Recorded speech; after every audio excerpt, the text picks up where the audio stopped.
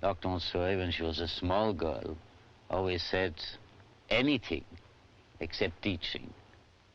You can imagine, as mentioned, the time, 1890, and the place, Italy. And the fact that there were no women doctors at that time. Not only there were no women doctors, but it was impossible to conceive of such a thing. And everybody was against it, including her own family. For instance, her father didn't talk to her for years while she was studying. Alone. How much pain there is in this world. In order to understand it, you should know how much prejudice and jealousy exist in Rome. Women are not welcome in the university. They are tolerated. Women in the university are considered flirts, frivolous, and worse. The professors are accustomed to seeing their daughters attend Mass. The students are used to seeing their sisters at work at home and despise the women who study. And in order to do some anatomy, she had to go down in the cellar where the cadavers was in order to be able to dissect or whatever work one had to do with a little petrol lamp. I had to overcome the delicacy of my feelings and education. All of it always alone. I had to bring myself to work on the putrefied remains of an old man. How horrible death is when it begins to disintegrate a body.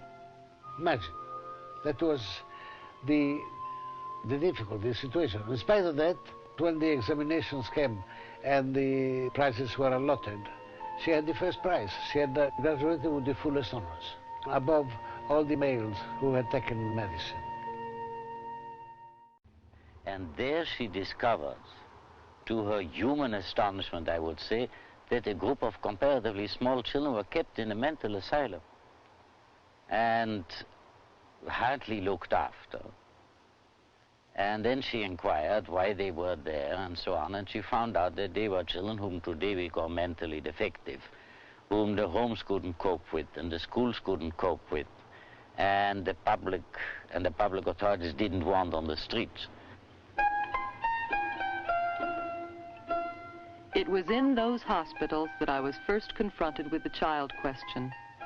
There were children of the poor by the hundreds in the hospital wards, and my heart and soul were deeply impressed by the conditions of those innocent victims. In them, I saw gathered together all the most vital social questions which appeared to me magnified as though seen through a powerful lens.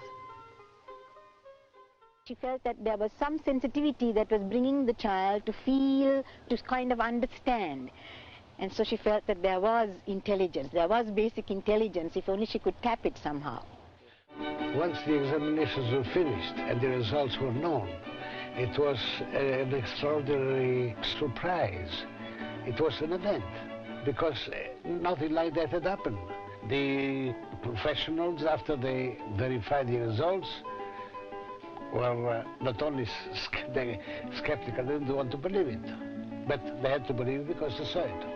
And my mother also did not want to believe it. But for her, it was another point of view. While everyone was admiring the progress of my retarded children, I was searching for the reason which could keep the happy, healthy children of the common schools on so low a plane that they could be equaled in tests of intelligence by my deficient pupils. And that was, I think, a turning point in her life.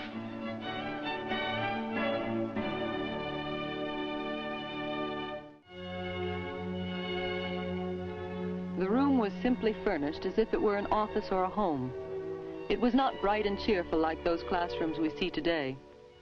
The children's tables were placed one behind the other like desks in a school. There were no flowers. I had no illusions that I could make any important experiments in such a school. In these circumstances, we began our life of peace and isolation. For a long time, no one noticed what we were doing. Thinking of what she had done with her defective children, you know, educate movement. So what were the kind of movement patterns that she could bring to these children? And the first thing that struck her was help them to become independent of doing and caring for themselves. And then it struck her that it was better that she asked for small chairs and small tables so that they could learn to move them and to sit in them and use them. See? So the idea of bringing things fashioned to the size of the child came to her. And so she started showing them how they could wash their hands, how they could blow their noses, how they could open and close doors.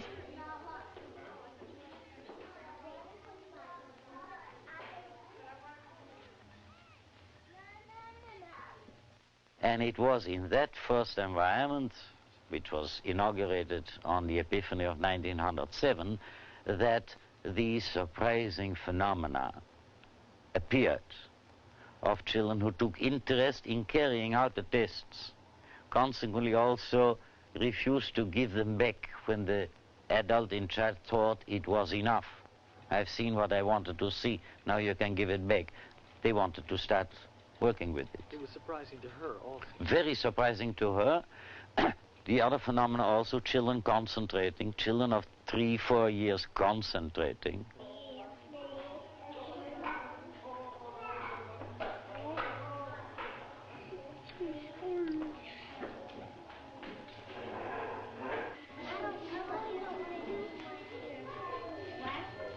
A child does not become weary with toil.